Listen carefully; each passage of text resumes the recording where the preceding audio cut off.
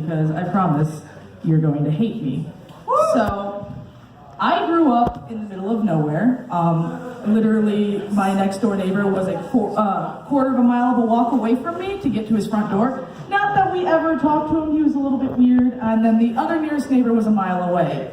And we're so out in the middle of nowhere, my brother and I were literally considered children of the corn, but that's true because there is a cornfield across the street from me, and I live next to a state forest.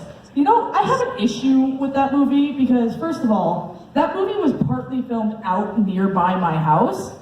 Yeah, it's like the one thing I know about that movie, and the fact that they're wrong that they believe that there was more than 7 people in 1 square mile out in the middle of nowhere. I can tell you there's only 6 of us, 4 of them being my family.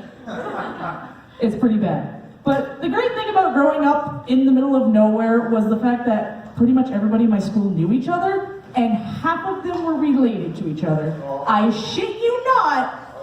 You were either a Myers or a Sondag, and my family was the weird family because we're the Szczepaniaks. It's great, I love it. I'm the only Polish kid in my school, other than my brother and now my niece, who is in like 3rd grade or something like that. But I went home to my tiny little hometown recently to see my family before my dad goes back to Virginia and works on a house and everything. And we went to the movies, which is about a half an hour drive away from where I live.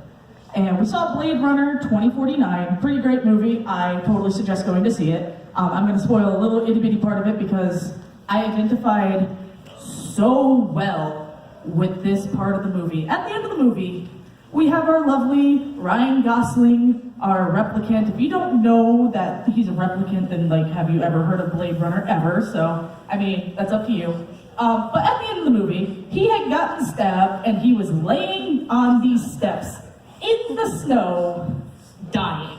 And I identified with that. I was like, I can't wait to lay in the snow and die too. It's gonna be me during finals. You'll just find me on the steps of Follinger in the snow, dying, even though I only have 2 finals this year. It's fantastic, it will be great. Yeah, you feel me, you feel me. You'll see me out there. I have 20. You'll see, oh my God, sweetheart, I am so sorry for you. Are you a music kid? No. Okay, then I don't feel so bad anymore. Oh. But, so, at home, I realized after seeing that movie, and I came back here, there was something that I always took from home with me. And it was the fact that my last name is stupidly Polish. I was the only Szczepaniak in the school other than my brother. My brother is 8.5 years older than me, which means that school, by the time I graduated, had my name for 23 years straight. And they still couldn't fucking pronounce it. I've had so many fucking mispronunciations of it, such as earlier from Bob Ross over there. And, you know, I've had Caesar's Yacht, Caesar's Yak, Scissors Panic Attack, which coincidentally is also my death metal band name, like, you know, Scissors Panic Attack, look it up. Then there was this fact that people used to call me Cispaniac, Szczepaniak, Miss trying to pronounce it but couldn't do it. And the day I graduated, my principal walks up to me as we're all lining up, all 77 of us, 2 of which were foreign exchange students. That's how small my school was. He walks up to me and he says, I never pronounced it before, and I'm not gonna pronounce it correctly today. So I get up there, we're all sitting in our chairs and we're getting our honors, and I got math honors that year. He calls me Michelle Cispaniak, and as I walk up onto the stage, my family stands up in the bleachers and screams, it's Szczepaniak. Now, I love the fact that my family did that because this guy, I hated him, he was a horrible principal, always mispronounced my name, and then we had a new assistant principal that year, loved him to death, Mr. Norris, yes, but his name was Rodney, not Chuck, sorry. We go up there, he's actually the one reading our names for the diplomas. I shit you not, the kid before me, Evan Josiah Scheidels, yet pronounce his name as it looks on the paper. He goes, Evan Joseph Shittles? And then me, he goes, Michelle Louise Szczepaniak. First try he ever tried to pronounce my name, and I was like, I love this guy, it's great.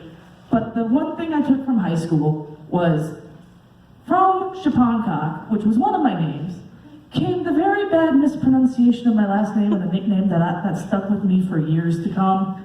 In fact, I use it still sometimes when I introduce, was the fact that this kid looked at me and said, "Hey, strap-on cock, how are you?" Oh my God, I was a fucking freshman in high school. And he called me strap-on cock. I'm like already socially anxious and hate myself because I'm a fucking freshman. And he calls me strap-on cock, and his little brother was in my class, and oh my God, I would not talk to Kendall after that because of his older brother.